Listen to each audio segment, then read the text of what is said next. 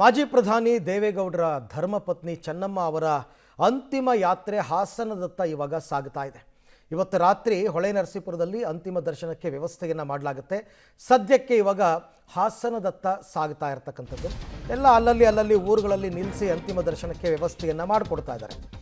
ದೊಡ್ಡಮನೆ ಅನ್ನಪೂರ್ಣೇಶ್ವರಿಗೆ ಅಂತಿಮ ನಮನ. ಈಗ ಹಾಸನದತ್ತ ಚೆನ್ನಮ್ಮ ಪಾರ್ಥಿವ ಶರೀರ ಸಾಗ್ತಾ ಇದೆ. ಹಿರಿಸಾವೆ ಬಳಿ ಚೆನ್ನಮ್ಮ ಅಂತಿಮ ಯಾತ್ರೆ ಸದ್ಯಕ್ಕೆ ಈಗ ಸಾಗ್ತಾ ಇರೋದು. ಹಿರಿಸಾವೆ ಗ್ರಾಮಸ್ಥರು ಅಂತಿಮ ನಮನವನ್ನು ಸಲ್ಲಿಸಿದ್ದಾರೆ. ಈಗಾಗಲೇ ದಾರಿಯುದ್ದಕ್ಕೂ ಚೆನ್ನಮ್ಮ ದೇವೇಗೌಡರ ಪಾರ್ಥಿವ ಶರೀರದ ಮೇಲೆ ಪುಷ್ಪವೃಷ್ಟಿಯನ್ನು ಮಾಡಲಾಗಿದೆ.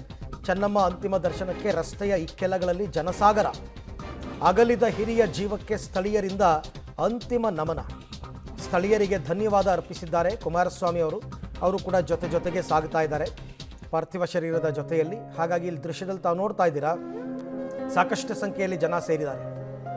ಸದ್ಯಕ್ಕೆ ಇದು ಹಿರಿಸಾವೆಯನ್ನು ದಾಟಿದೆ ಅಂತಕ್ಕಂಥದ್ದು ಬರ್ತಾ ಇರತಕ್ಕಂಥ ಮಾಹಿತಿ.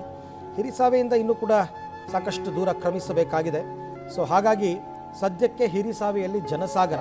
ರಸ್ತೆಯ ಇಕ್ಕೆಲಗಳಲ್ಲೂ ಕೂಡ ನಿಂತು ಈ ರೀತಿ ಹಿರಿಸಾವೆ ಕ್ರಾಸ್ ಆದ ನಂತರ ಚನ್ನರಾಯಪಟ್ಟಣ, ಆಮೇಲೆ ಎಲೆಯೂರು, ಅದಾದ ನಂತರ ಶಾಂತಿಗ್ರಾಮ, ಆನಂತರ ಭೂನಹಳ್ಳಿ ಕ್ರಾಸ್, ಅದಾದ ಮೇಲೆ ಹಾಸನಕ್ಕೆ ಎಂಟ್ರಿ ಆಗುತ್ತೆ. ಹಾಸನದ ಡೈರಿ ಸರ್ಕಲ್, ಅಲ್ಲಿಂದ NR ಸರ್ಕಲ್, ನಂತರ ಮೊಸಳೆ ಹೊಸಳ್ಳಿ ಆದ ನಂತರ ಹೊಳೆನರಸೀಪುರಕ್ಕೆ ಪಾರ್ಥಿವ ಶರೀರವನ್ನು ತರಲಾಗುತ್ತೆ. ಇಷ್ಟು ಎಲ್ಲವೂ ಕೂಡ ಆಗಬೇಕು ಅಂದರೆ ಹೆಚ್ಚು ಕಡಿಮೆ 8-9 ಗಂಟೆ ತನಕ ಆಗುತ್ತೆ. ನಾಳೆಗೆ ಪಾರ್ಥಿವ ಶರೀರ ಅಂತ್ಯ ಸಂಸ್ಕಾರವನ್ನು ನೆರವೇರಿಸುವಂಥದ್ದು ಎಲ್ಲ ಪ್ರಕ್ರಿಯೆಗಳು ನಾಳೆ ನಡೆಯುತ್ತೆ. ನಾಳೆ ಕೂಡ ಅಂತಿಮ ದರ್ಶನಕ್ಕೆ ವ್ಯವಸ್ಥೆ ಮಾಡ್ತಾರೆ. ಅದು ರೇವಣ್ಣನವರ ಮನೆಯಲ್ಲಿ, ನಿವಾಸದಲ್ಲಿ.